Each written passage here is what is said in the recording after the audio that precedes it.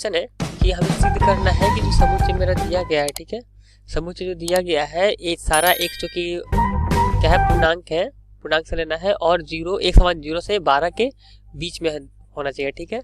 तो हमें जो संबंध दिया गया है वो दिखाना है कि यह संबंध कैसा है, एक तुल्यता संबंध है। क्या संबंध है, ए बी मापांक a माइनस बी जो होगा 4 का एक गुणज होगा, ठीक है, 4 का एक क्या होगा, गुणज होगा। और दूसरा दिया हुआ है कि r बराबर में जो है ए बी, जहाँ a बराबर b है, कुछ इस तरीके का दो हमें संबंध दिया गया है। दिखाना है कि दोनों संबंध कैसा है, तुल्यता संबंध है। और हम जानते हैं कि तुल्यता संबंध होने के लिए किसी भी संबंध को स्वायत्त, सम्मित और संक्रामक तीनों होना चाहिए, ठीक है। तो देखिए सबसे पहले हम क्या देखेंगे कि जो पहला संबंध मेरा दिया हुआ है r बराबर में कितना, ए बी, कुछ इस तरीके से कि mod of a minus B जो होगा 4 का गुणज होगा, यानी कि 4n टाइप का मेंबर होगा, ठीक, कुछ इस टाइप का 4 का एक गुणज है हमें यहाँ दिया हुआ है। और हमें समुच्चय क्या दिया हुआ है, समुच्चय जो दिया हुआ है कुछ इस तरीके से कि x जो है z का मेंबर है, कहाँ से कहाँ तक, 0 12, तो x का मान हम कहाँ से कहाँ तक ले सकते हैं, 0 से 12 तक ले सकते हैं, ठीक है। तो सबसे पहले हम देखते हैं स्वतुल्य के बारे में। स्वतुल्य के बारे में हम क्या देखते हैं कि अगर ए अगर उस r का मेंबर है, ठीक है, r का यानी कि ये जो संबंध दिया हुआ है उससे है, मतलब कि मॉड a माइनस ए बराबर 0, 0 क्या है, a जो है 4 गुना 0 लिख सकते हैं, 4 गुना 0, जहाँ n t से बिलोंग करता है, n जो होगा वो हमारा इंटीजर से बिलोंग करता है, पूर्णांक से बिलोंग करता है, ठीक है, पूर्णांक का अवयव है, तो इसे हम इस रूप में लिख सकते हैं। मतलब हम बोल दें कि a जो है वो r का मेंबर है, r का अवयव है, ठीक है। अब देखिए यानी कि जो हमारा संबंध दिया स्वतुल्य है। अब सम्मित देखते हैं, सम्मित, ठीक है, सम्मित में क्या करता है कि अगर ए बी जो होगा वो r का मेंबर है, यानी कि मॉड a माइनस बी जो होगा वो किसका गुणज है, वो 4 का गुणज है, ठीक है, मॉड a माइनस बी जो है 4 का गुणज है, ठीक, हमें यही दिखा था ना, 4 का गुणज है। तो अगर हम देखें बराबर में मॉड b माइनस ए माइनस बी करे या b माइनस ए कर, चुकी मापांक के जब बाहर निकालेगा तो क्या होगा, धनात्मक हो जाएगा, तो मॉड मापांक b माइनस ए बी जो होगा वो 4 का गुणज होगा। ध्यान दीजिएगा 1 मिनट, जो b माइनस ए होगा, ठीक, b माइनस ए जो है वो 4 का गुणज होगा। तो देखिए जो ए बी आर में था, यहां से क्या होगा, बी ए भी कहाँ चला गया, आर में, यानी कि जो ए बी आर का मेंबर था वो बी ए भी कहाँ चला गया, आर के घर में चला गया। तो यानी कि हमारा जो संबंध दिया गया है वो संबंध कैसा है, सम्मित है। अब हम संक्रामक के बारे में बात करते हैं। संक्रामक के लिए, तो संक्रामक के लिए क्या देखते हैं कि ए बी जो होगा एलिमेंट है आर का, ठीक है, और बी सी भी अवयव है किसका, बी सी अवयव है आर का, ठीक। मतलब क्या, मॉड ए माइनस बी जो होगा 4 का गुणज होगा, और मॉड बी माइनस सी भी किसका गुणज होगा, 4 का गुणज होगा, 4 का गुणज होगा,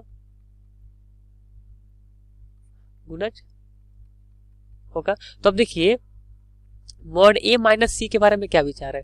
मॉड ए माइनस सी ये क्या होगा, हम लिख सकते हैं मॉड ए माइनस सी को, मॉड ए हम एक बार बी को जोड़े, बी को घटाए और बी को जोड़े, माइनस सी, ठीक। अब देखिए बराबर में क्या हुआ, mod A minus B plus B minus C, ठीक। अब हम जब इसे तोड़ेंगे तो क्या होगा, A mod A minus B plus mod B minus C. देखिए ए 4 का गुणज है और ए भी 4 का गुणज है, ठीक है, दोनों 4 का गुणज है, दोनों जो है 4 का गुणज है।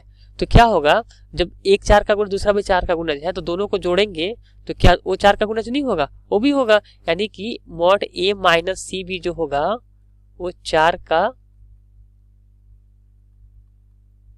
गुणज होगा, ठीक है, यानी कि AC जो होगा, AC वो अवयव होगा किसका, R का। तो हमने देखा R जो है क्या है, स्वतुल्य भी है, आर स्वतुल्य है,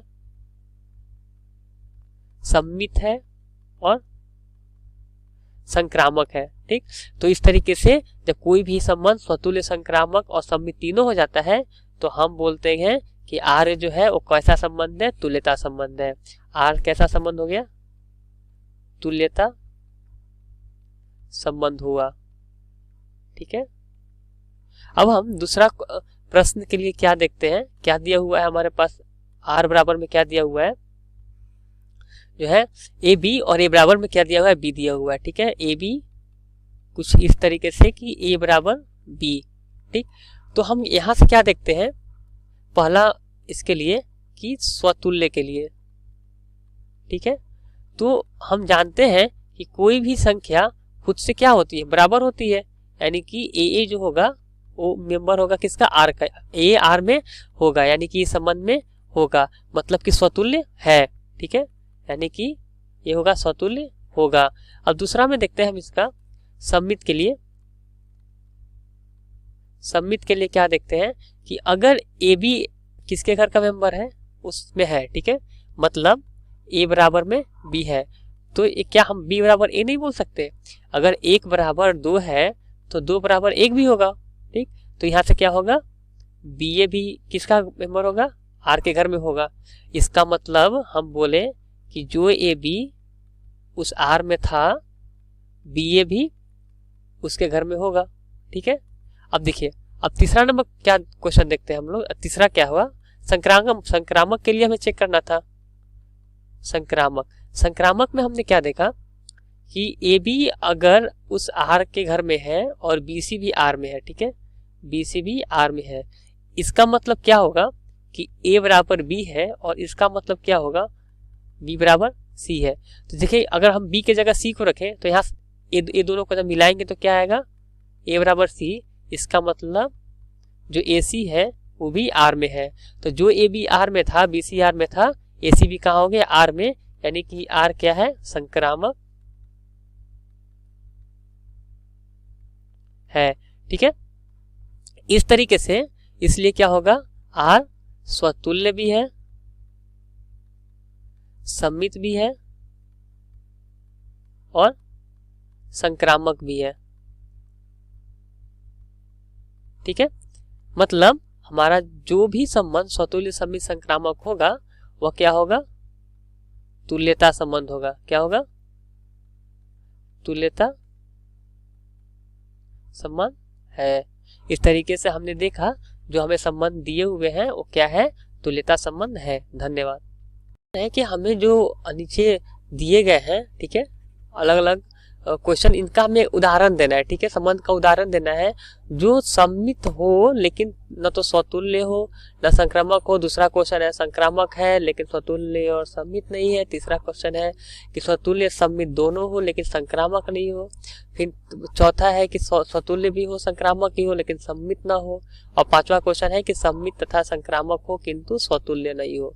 इसका अलग अलग हमें एग्जाम्पल देना है, संबंध बताना है। ठीक है, तो सबसे पहले हम पहला क्वेश्चन को देखेंगे, क्या पूछ रहा है। हम सबसे पहले देख लेंगे परिभाषा को कि स्वतुल्य, संक्रामक और सम्मित।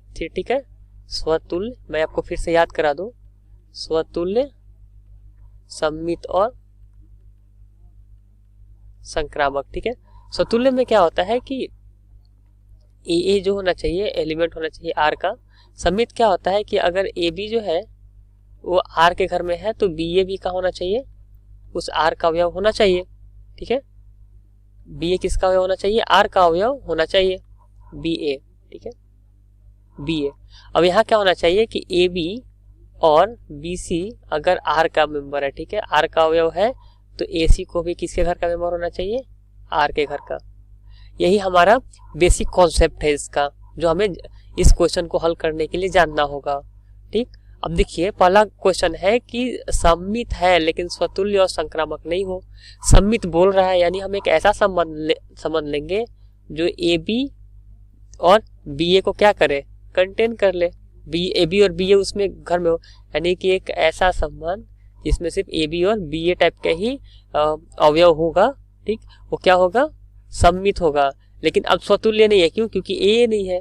और क्या होता है, संक्रामक भी नहीं हम बोल सकते। क्यों? क्योंकि एक अदर जो और भी अवयव सी है वो इसके घर में है ही नहीं कि ए बी और बी सी बनेगा। यानी एक संबंध मेरा ऐसा हुआ, आर बराबर में कितना, ए बी और बी ए। अब दूसरा क्वेश्चन में क्या था, हमें दूसरा क्वेश्चन दिखाना है कि संक्रामक है लेकिन स्वतुल्य और सममित नहीं होना चाहिए। ठीक है, संक्रामक हो जाए लेकिन स्वतुल्य और सममित नहीं होना चाहिए।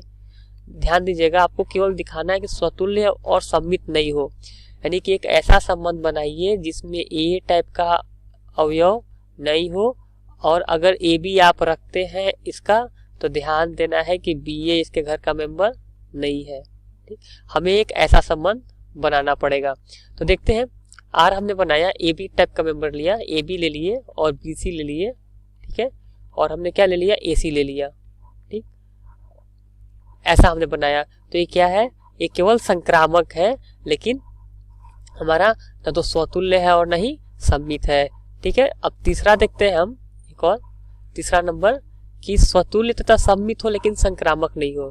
यहाँ जस्ट इसका उल्टा बनाना है। यहाँ पे हमें जो तीसरा संबंध बनाना है उसमें देखना पड़ेगा कि ए बी बी जो होना चाहिए उस संबंध के घर में होना चाहिए, और ए बी अगर हम संबंध के घर में देते हैं तो बी ए को भी उसके घर में होना चाहिए। यानी कि हम एक ऐसा आर बनाएंगे, ए बी बी, ठीक है, और क्या, ए बी और बी ए।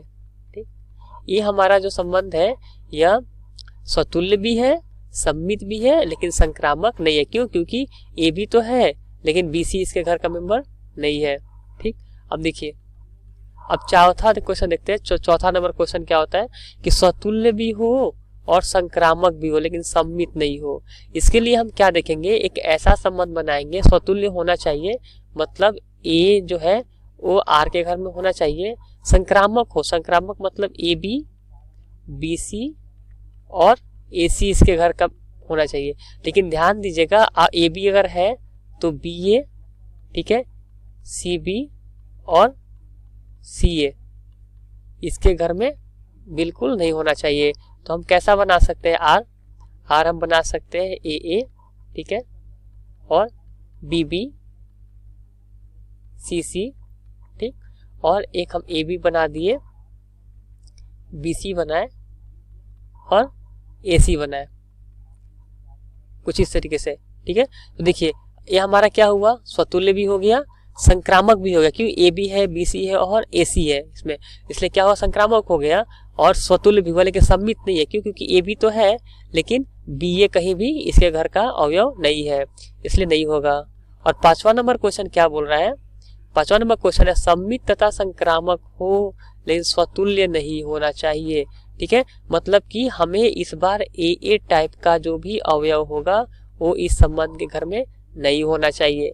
यानी कि आर कितना होगा, हम दे दिए ए बी किए, ठीक है, ए बी फिर बी ए, और ए बी है तो बी सी भी होना चाहिए इसके घर में, और उसके बाद में ए सी भी।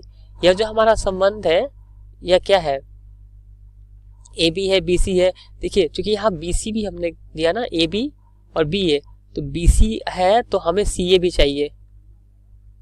चूंकि ए सी था, सी ए हो गया, और बी सी है यहाँ पे तो सी बी भी।